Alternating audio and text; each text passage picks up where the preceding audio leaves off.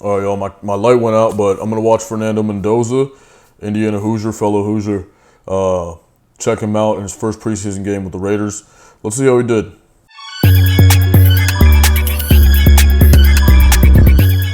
Second down. All right, Fernando Mendoza. Man, I'm rooting for him a little bit. Just he's the first Hoosier national champion I've seen. Yeah, definitely rooting for him. On an 8. Good job throwing it away. Does throw that away. It's over the head, Devin Tompkins. Well, they knew that was special, and they have said that has been the case as he faces his first third down here in the preseason. He fires. It's caught by Jack Beck. Nice throw. And if you guys know, that's a tough throw to make. This one way out to the sideline right here. All right. Here in the preseason.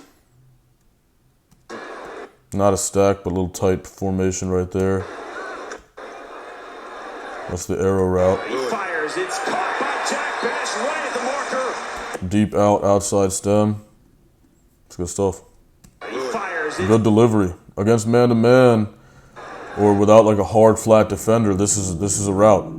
He fires. This is a winning concept right there. The marker, his second grab of the game, and it's a first down. What I like about, we talk about trust in the feet. Yep. There are not a lot of wasted motions here. The ball just takes it two quick hitches from the gun, and he throws the ball, gets it out accurately to Besh on the boundary. Not just Kirk Cousins, the rest of the starters on the sideline too. Cardinals are still playing with their starting defense. Washington can't. Hospital pass. Got to be careful with these. The rest of the starters on the sideline too. Cardinals are still playing with the starting defense. Nice little route. And the Cardinals are still playing with their starting DB defense. hammers down. You didn't have that over top either. He would have had to drop it in the bucket. Washington cannot hang on. That's a good read. He really has to catch the ball. He should be catching the ball, honestly, and holding on to it. Big time hit. It's tough. Easier said than done, let me say. That's easier said than done. It's tough, but, you know, that's what we got to do. Made by the corner. See the two safeties? That's a cover two. Look, he's got to know that corner's sitting right there. Penalty against Charles Grant, the left tackle. It's a play fake on first down. Down the field. Straight to Benson. We got to dig. Man, did he thread that between The two safeties? That's a cover two. Look, he's got to know that corner's sitting right there. penalty against Charles Grant, the left tackle. Corner sitting right there. That is reading. They read 2-1. Corners read 2-1 on cover 2. I don't know. I think they read 1-2, but you're taking the guy that's staying shallow. It's a play fake on first down. Down the field. What a strike to Benson. Oh, man, did he thread that between three defenders. Laser. He's going to head right downhill. He's going to get right back here, and he's very deliberate. It's a great job holding the linebacker. Look at him puncture that ball between the linebackers and safety. That's a great throw by the... That's tough.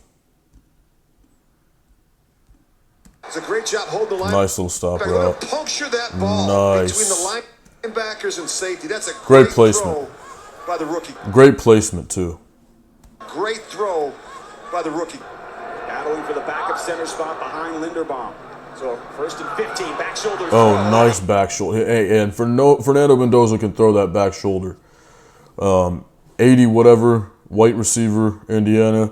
Caught a lot of those, was the beneficiary of a bunch of those. He can throw those. His timing is good. His you can tell he gets the reps in with his receivers on those. And he's got a feel for where he needs to place the ball to make it catchable for the receiver and not for the opposing player, the DB. Behind Linderbaum. So first and 15, back shoulder throw. And it is I still think we give up the red line a little too much here. behind Linderbaum. Right? You want an outside release, but if you pressure the inside, because he's got inside leverage, right? Battling for the backup center spot. If you pressure him inside a little bit, he might move, and then you can go outside but stay on the red line. Practice fields have red lines, for those that don't know. But that allows you to have some space between you and the sideline so the quarterback can throw it into that space and keep it away from the DB without it having to be perfect, where it's like just perfectly out of bounds, where DB can't get it, you can toe tap. That's a hard ball to throw, right? So in order to make it easier, you want to, That's what you want to do. So right here on the release, receiver, Backup center spot behind Linderbaum. a little bit more pressure inside. Make the DB at least move off of his line a little bit and then get outside. Just running straight outside of him, way off the red line, makes it way harder to throw this. Shoulder throw. And moreover, your route is disrupted. Is broken up on the outside. Malik Benson, watch the left hand of Burke. It's right there. And see how he pulls down? He restricts the wide receiver from making a play On the Cardinals. So instead it's 2nd down and 15. Mendoza in the pocket again. He takes off with his legs. Mendoza takes a couple of hits, bounces off. I wonder what the front office and coaching staff thought about that, how they felt about him taking off and running in the preseason and taking contact. I mean, you're going to get hit. It's football, but it is the preseason. But that's why a lot of people don't even play their quarterbacks, starting quarterbacks in the preseason, week 1. Defenders, Maybe not till week 3. 35 pounds, and when he pulls it down, he can pick up a few first downs. Got to learn to protect himself, though. 7 touchdowns, none more famous than the one to beat Miami in the national championship game. Washington back in the game. Mendoza back to the air. Inside the 5. Benson has it. And Benson seems to be one of his favorite targets already. The question is, did he reach the marker? gave him an opportunity. See the opportunity to turn it up and get the first, but Getting goal back at the 12. Mendoza to throw again. Scanning the secondary. He's got Ian Thomas. Trying to Nice throw. Nice throw under pressure. Way to deliver with pressure in your face. An accurate ball. Veteran tight end in his 9th You know where your hots are. year. Also a Hoosier alum. And he's working the entire field. Reverse zig. A veteran tight end in his 9th year. He's got Ian scanning the secondary. Mendoza to throw again. Scanning the Man, secondary. you're feeling that. That's 3 progressions right there. get the first, but Getting goal back at the 12. One, Mendoza to throw second again. one, third one. Scanning And you know the pressure's coming. the secondary. Stand He's tall, got Ian deliver. Thomas. That shows processing, right? This guy can play quarterback at this level, man. He can throw. He's athletic. He's tall. He's kind of a prototype a little bit. He's in that Justin Herbert sort of category. Jaden Daniels got a little bit more speed to him, and he's a little bit better throwing the ball. I'm starting to put Jaden in a different stratosphere, but we got to see how he plays this season too. I can't just give him his flowers, without any sort of scrutiny, right? I got to be tough on him as well. As much of as loyal of a fan as I am to the Skins, and as I'm going to support him as a fan throughout the whole season. Hey, bro, last season was rough, bro, and we know what you can do, but you got to do it. You got to actually do it. At some point, it becomes that, and we're not there yet with JD, but this season's a big one. Trying to spin out of a tackle. But I do think he's in another stratosphere, a little bit above these other modern day prototype quarterbacks is what I call them. The veteran tight end in his 9th year, also a Hoosier alum. And he's working the entire field. Put it in the end zone. Try and tie up this game. Mendoza, quick throw. Nice. Nice. Try and tie up this game. Mendoza. One step drop. Ooh, deliver it. All right, well, hold on. Try and tie up this game. Mendoza, quick throw. Traditional little slant against the zone. I call this a tear route, right? Put it in the end zone. It's actually a funny story. The reason I call this a tear route is not because I actually saw it on Google, but I was doing play design one night and was looking up man beaters on the goal line. And so this little Try and tie up this game. inside and trying to see how that would fit in with the personnel we had and stuff like that and other stuff that existed out there and people had done before. And I saw a term called a tear. I guess in some football circles they call it a tear, T-A-R-E. I have never known anybody that uses that, but that's what I've begun to call it as well because it is a little bit different than a slant. It's more of a vertical stem, okay? More of a vertical break, excuse me. Put it in the end zone. So, Try and tie up this game. as you can Mendoza, see, it's not quite a slant, right? It's not a little slant. quick throw. It's more of it's almost like a post on the goal line, basically. Think about it that way. Skinny post. Fernando with his first Raider touchdown and goes to Denver. They're really nice. He gets it up and down really quick. And watch how low this ball is. One step drop, find your target, gets a step. It's tough to guard, man. I mean, what do you that's the thing about playing zone here. Really quick. And watch how how low this ball. When people say, let's play 5 across, we're on the goal line, it's like, bro, really?